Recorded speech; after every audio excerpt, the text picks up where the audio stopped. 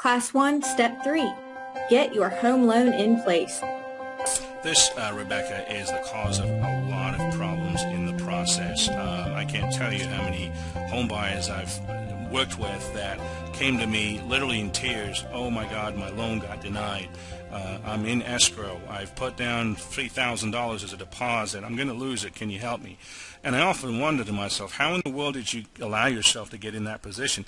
Why did you even write an offer on a home before knowing that your loan was set in place and was good to go? There is a major difference between a pre-qualification and a pre-approval. I've heard that getting pre-approved is bad. Is that true? No, not at all. Pre-approved is not bad. It's just not the end of the road.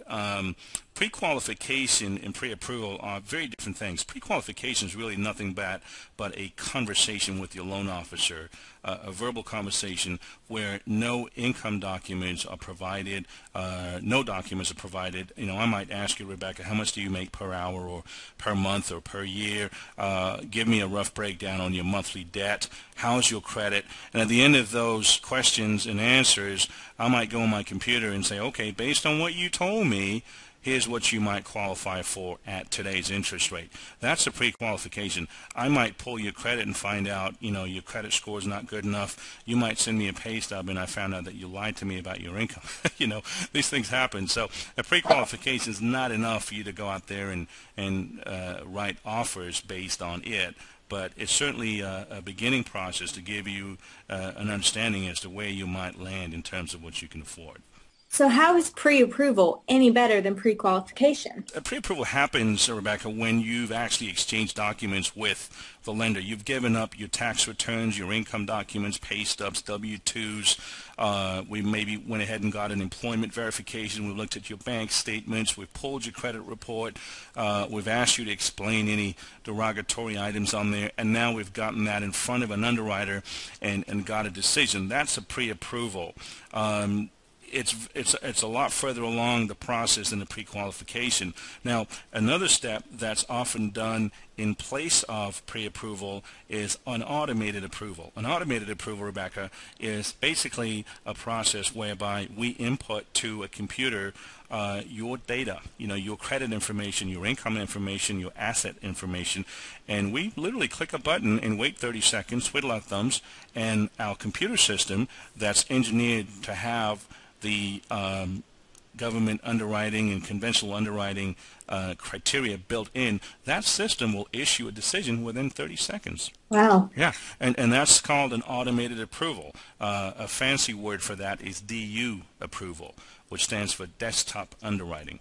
A good loan officer, a good lender is going to have the ability, Rebecca, to do that for you. And that DU approval is essentially what the physical underwriter is going to go off of.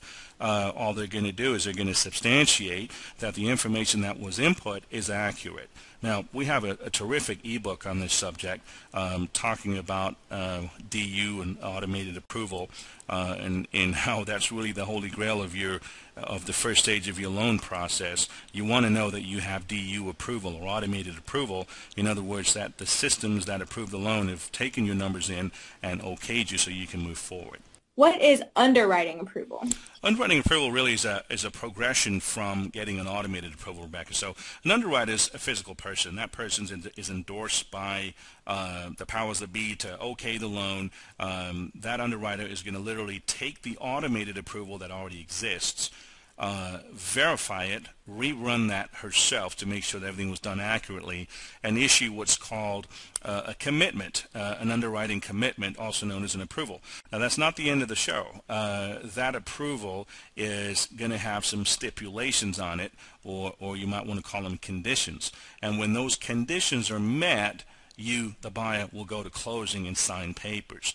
Those conditions will be met by you providing more documents, oftentimes, you know, a more recent pay stub, a more recent bank statement, maybe a more recent employment verification.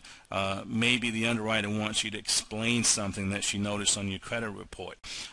Maybe you've got a duplicate social security number on your credit report for some reason. We're going to want you to explain that. We might want you to write a budget letter. So some of these things will show up on the underwriting approval that may not necessarily be on the automated approval.